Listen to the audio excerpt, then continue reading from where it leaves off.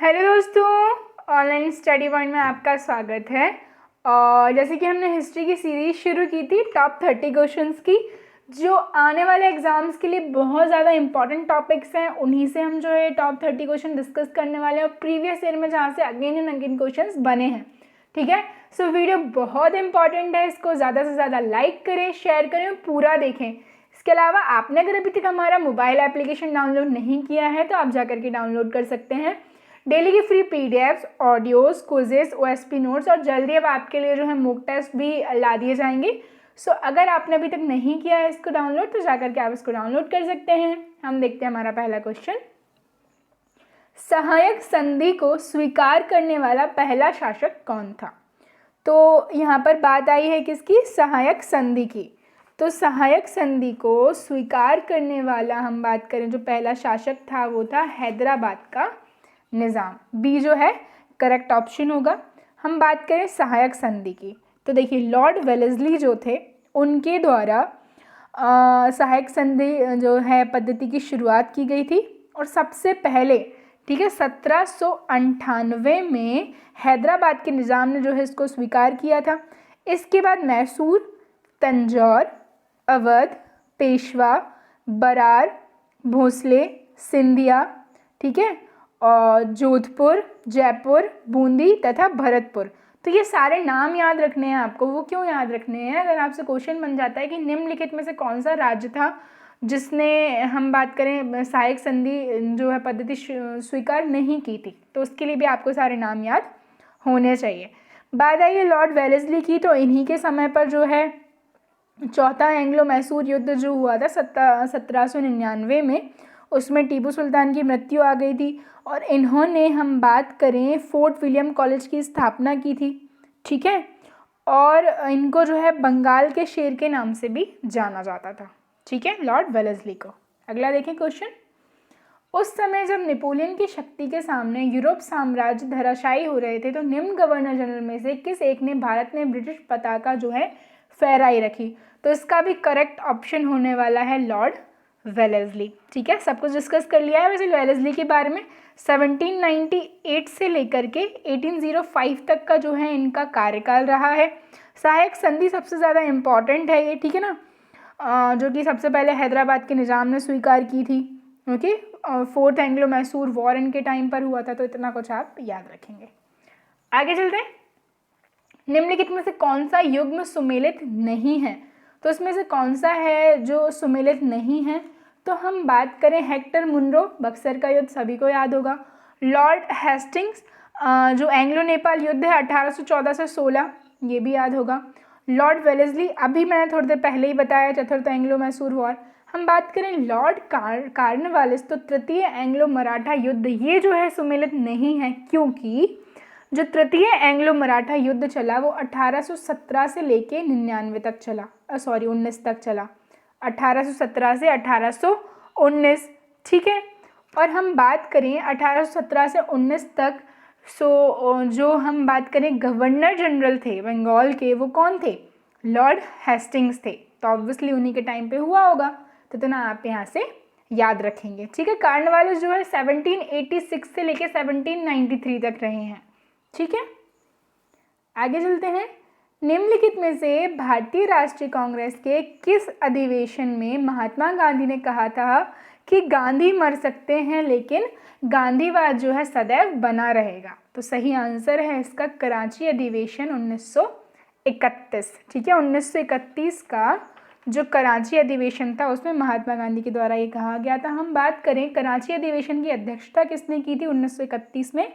तो सरदार वल्लभ भाई पटेल, जिनको बिस्मार्क ऑफ इंडिया के नाम से भी जाना जाता है। कांग्रेस के जितने भी इम्पोर्टेंट सेशंस हैं वो मैं आपको बता देती हूँ जो इम्पोर्टेंट है। सबसे पहला, ठीक है ना, 1885 में मुंबई में हुआ था और WC बनर्जी जो थे इसके अध्यक्ष थे, विमेश चंद्र बनर्जी। 72 प्रतिनिधियों ने इसमें भाग लिया था। ओके, इसके बाद 1888 का इलाहाबाद में जो हुआ, जॉर्ज यूल जो कि प्रथम अंग्रेज अध्यक्ष थे, और इससे पहले जो हुआ 1887 का वो मद्रास में हुआ और बदरुद्दीन तैयब जी जो कि प्रथम मुस्लिम अध्यक्ष थे। ठीक है, इसके बाद याद रखेंगे 1896 1896 जो कि कहाँ हुआ, हम बात करें कलकत्ता में हुआ, और अध्यक्षता की थी रहीमतुल्लाह सयानी के द्वारा। मोस्ट इम्पॉर्टेंट है क्योंकि पहली बार वंदे मातरम यहाँ पर गाया गया। इसके बाद 1906 में जो कलकत्ता में हुआ, दादा भाई नौरोजी के द्वारा अध्यक्षता की गई और पहली बार स्वराज शब्द का प्रयोग यहाँ पर किया गया। 1907 का तो सभी को पता होगा, सूरत स्प्लिट, डॉक्टर रास बिहारी घोष, कांग्रेस का प्रथम विभाजन हुआ था यहाँ पर, ठीक है। कांग्रेस का प्रथम विभाजन हुआ कहाँ पर हुआ, तो सूरत में हुआ। फिर हम बात करें 1911 का, जो कहाँ हुआ, कलकत्ता में, पंडित विशन नारायण धर। इम्पॉर्टेंट है क्योंकि पहली बार जनगण मन यहाँ पर गाया गया, ठीक है।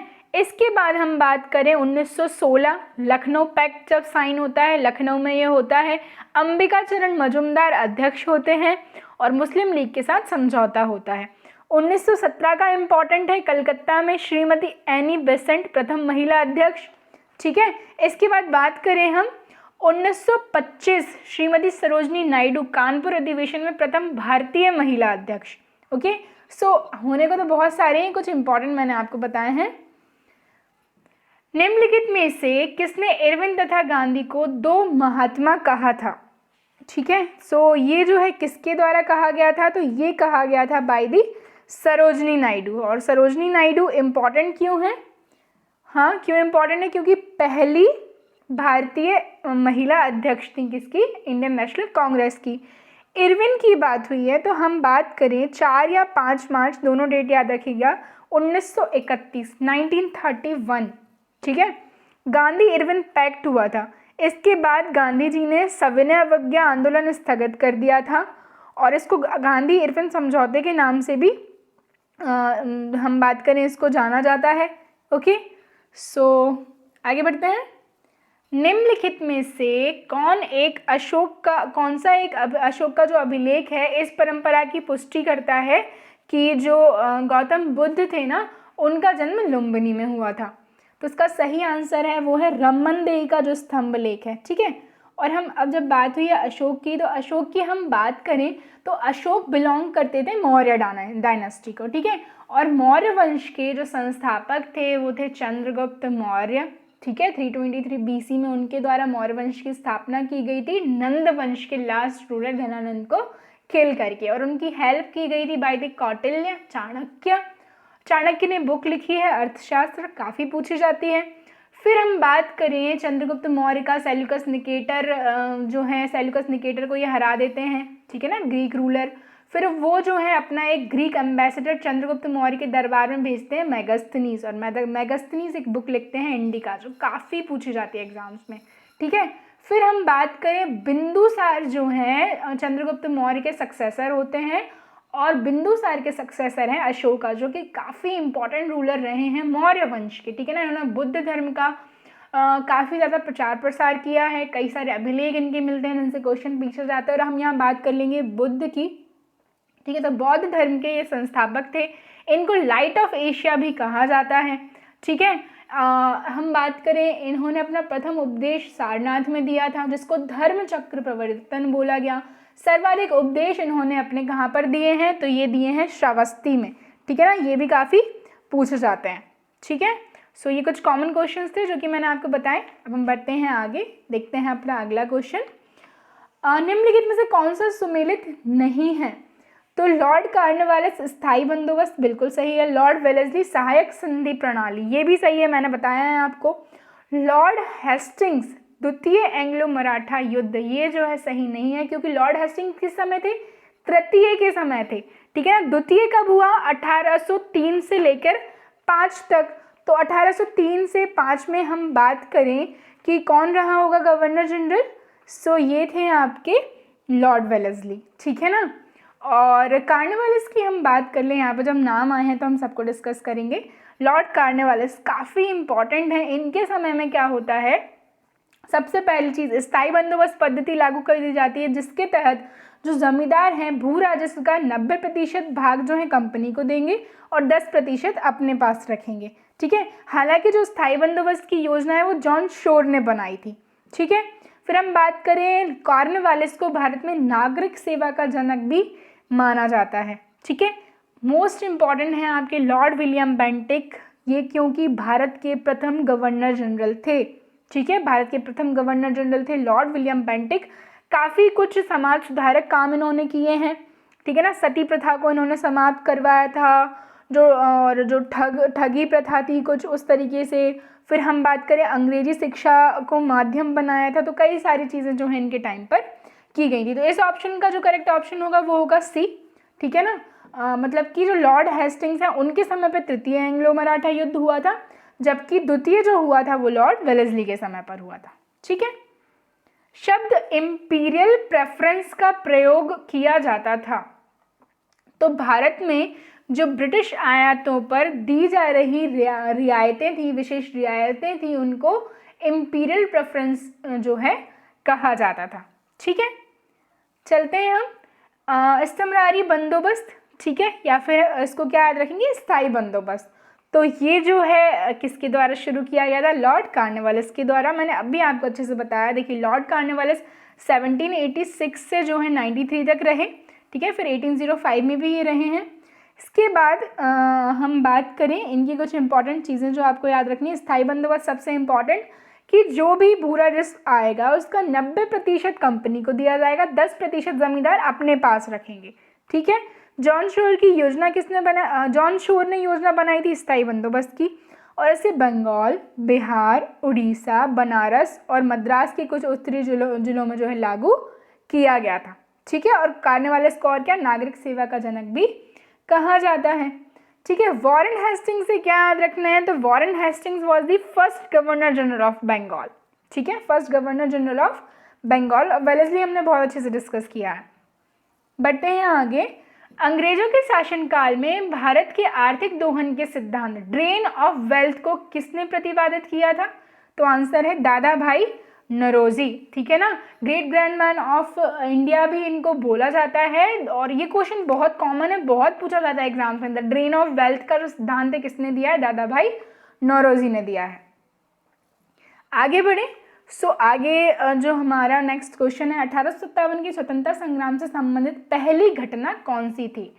तो जो सैनिकों का हम बात करें दिल्ली के लाल किलों पर पहुंचना, ठीक है, जो है ये पहली घटना थी। 1857 के विद्रोह की हम बात कर लें, 1857 की महान क्रांति की बात करें हम, तो क्या होता है 29 मार्च 1857 को मंगल पांडे नामक एक सैनिक जो कि बैरकपुर में हम बात करें बैरकपुर से संबंध रखते थे, और जो गाय की चर्बी मिले कारतूसों को मुंह से काटने से उन्होंने स्पष्ट मना कर दिया और उनको गिरफ्तार कर लिया गया। ठीक है, और फिर हम बात करें उनको फांसी दे दी गई। इसके बाद 10 मई 1857 से मेरठ से जो है इसकी शुरुआत होती है। ठीक है, और 1857 की क्रांति के समय जो है गवर्नर जनरल लॉर्ड कैनिंग थे, जो कि आगे जाके वाइसराय बन जाएंगे, और प्रधानमंत्री पाम्स्टेन थे।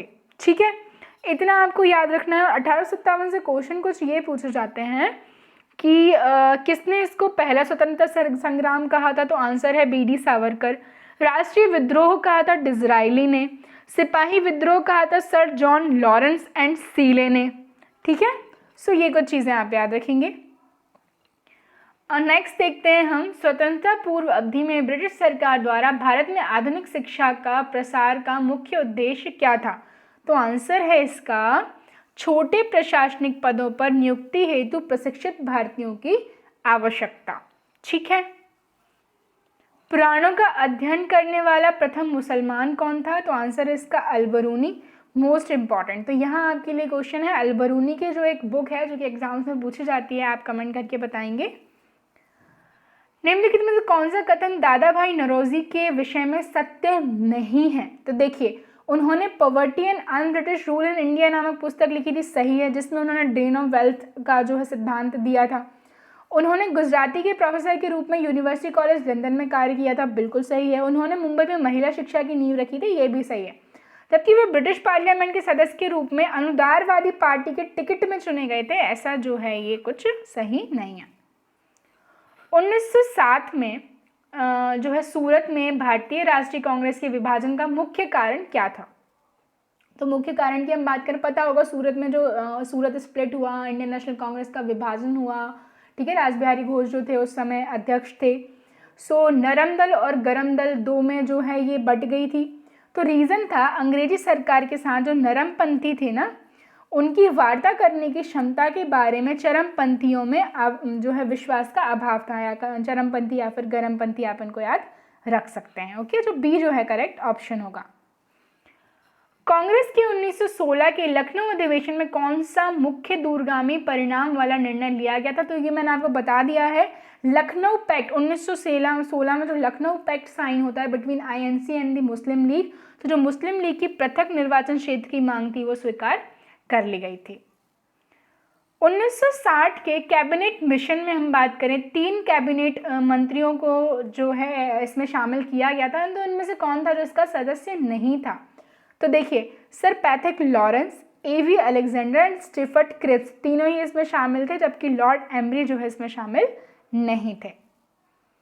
लॉर्ड माउंटबेटन वायसराय के रूप में भारत आया था, तो आंसर है इसका यथासंभव भारत को संयुक्त रखने की विशेष हिदायत के साथ, मतलब कि वो नहीं चाहते थे कि यहाँ पर डिवीजन हो इंडिया एंड पाकिस्तान का। ठीक है, निम्नलिखित में से किस महिला क्रांतिकारी ने दीक्षांत समारोह में अपनी उपाधि ग्रहण करते समय अंग्रेज गवर्नर पर गोली चलाई थी? तो आंसर है इसका बीना दास। 1947 में भारतीय राष्ट्रीय कांग्रेस के विभाजन के लिए मुख्य रूप से जो भारतीय राष्ट्रीय कांग्रेस है वो देश के विभाजन के लिए रेडी क्यों हो गई थी? सो इसका जो रीज़न है वो ये है कि जो बड़े पैमाने पर सांप्रदायिक दंगे थे, क्योंकि देखा होगा 16 अगस्त को जो डायरेक्ट एक्शन डे जो है जाना जाता है, क्योंकि जो कैबिनेट मिशन जब आया तो जो इंटरिम गवर्नमेंट फॉर्म होनी थी उसके अगेंस्ट मुस्लिम लीग ने कोलकाता में बड़े राइट्स जो हैं, जो सांप्रदायिक दंगे थे बहुत बड़े पैमाने पर हुए, तो वो बिल्कुल नहीं चाहते थे कि वापस से इनोसेंट लोगों की जान जाए या ये सब हो। तो इस वजह से सांप्रदायिक दंगों को रोकने के लिए जो उन्होंने ये मांग स्वीकार कर ली थी, सहमत हो गए थे देश के विभाजन के लिए। निम्नलिखित में से किस को कहा कि किस ब्रिटिश शासन की सबसे अधिक महत्वपूर्ण भारत का एकीकरण था? ठीक है ना, तो हम बात करें इसका सही आंसर है वो है के.एम. पाणिकर। ठीक है, घोड़े की नाल के आकार की मेहराब सर्वप्रथम कहाँ प्रयोग में लाई गई? तो आंसर है इसका अलाई दरवाज़ा। और अलाई दरवाज़ा जो है इसका निर्माण करवाया गया अलाउद्दीन खिलजी के द्वारा। ठीक है, इम्पॉर्टेंट जैसे कि कुतुब मीनार का फाउंडेशन डाला था कुतुबुद्दीन ऐबक ने, कंप्लीट इल्तुतमिश ने करवाया, कुव्वतुल इस्लाम मॉस्क और 2.5 दिन का झोपड़ा, ये तीनों आप याद रखेंगे किससे? कुतुबुद्दीन ऐबक से। ठीक है ना, अलाई दरवाज़ा, सीरी का फोर्ट, तो ये कुछ हैं इंपॉर्टेंट अलाउद्दीन खिलजी के। फिर अकबर के तो हैं ही, ठीक है ना, फतेहपुर सीकरी में कई सारे करवाए हैं, शाहजहाँ, मयूर सिंहासन, ताजमहल। सो ये कुछ इंपॉर्टेंट बिल्डिंग्स जो हैं याद रखनी है। निम्नलिखित में किसने कुतुब मीनार के निर्माण में योगदान नहीं दिया? तो जैसे कि मैंने आपको बताया, कुतुबुद्दीन ने स्टार्ट करवाया in the remembrance of Khwaja Qutbuddin Bakhtiyar Kaki. Iltutmish ने कंप्लीट करवाया, फिरोज शाह तुगलक ने उसके जो नेक्स्ट स्टोरीज है ना वो बनवाई, जबकि अलाउद्दीन खिलजी का इसमें कोई सहयोग नहीं रहा। किस मुगल सम्राट ने तंबाकू के प्रयोग पर निषेध लगाया था? तो आंसर है इसका जहांगीर। जहांगीर जो थे उनके द्वारा क्या करवाया गया था? तो जो तंबाकू का प्रयोग है उस पर प्रतिबंध लगवा दिया गया था। ठीक है, जहांगीर की हम बात करें तो अकबर के पुत्र थे, अकबर के सक्सेसर थे। ठीक है ना, 1605 में नूरुद्दीन मोहम्मद जहांगीर बादशाही गाजी की उपाधि धारण करके गद्दी पर बैठे थे। इनका जन्म 1569 में हुआ था और अकबर ने इनका नाम जो शेख सलीम चिश्ती थे ना उनके नाम पर रखा था। ठीक है ना, जहांगीर को न्याय की जंजीर के लिए भी जाना जाता है और इन्होंने अपनी आत्मकथा तुझे के जहांगीरी भी लिखी। तो ये कुछ चीज़ें याद रखनी है। और इनकी वाइफ थी नूरजहां। ठीक है ना, मेहरुन्निसा जो है उनका वास्तविक नाम था, वो काफ़ी फेमस है इंडियन हिस्ट्री में। निम्नलिखित में से हम बात करें निम्नलिखित में से किसकी तुलना मकैया वैली के प्रिंस से की जा सकती है? तो आंसर है इसका कौटिल्य का अर्थशास्त्र। काफ़ी जो है इम्पॉर्टेंट बुक है ये अर्थशास्त्र जो कि लिखी है कौटिल्य ने। कौटिल्य जो थे प्रधानमंत्री थे चंद्रगुप्त मौर्य के, जिन्होंने चंद्रगुप्त मौर्य को डिप्लोमेसी में बहुत हेल्प की है मौर्य वंश की स्थापना करने के लिए। 1800 हम बात करें 57 के संघर्ष में भाग लेने वाले सिपाहियों की सर्वाधिक संख्या कहाँ से थी? तो इसका सही आंसर होने वाला है अवध से। ठीक है, हम बात करें कुछ चीज़ें यहाँ पे याद रखेंगे। दिल्ली से किसने भाग लिया? तो बहादुर शाह जफ़र और बख्त खां। कानपुर से नाना साहेब और तात्या टोपे। लखनऊ से बेगम हजरत महल। झांसी से रानी लक्ष्मीबाई। इलाहाबाद से लियाकत अली। जगदीशपुर से कुंवर सिंह। बरेली से खान बहादुर खान। फैज़ाबाद से मौलवी अहमद उल्ला और फतेहपुर से अजीमुल्ला। ठीक है, स्वदेशी आंदोलन के संबंध में कौन सा कथन सत्य नहीं है?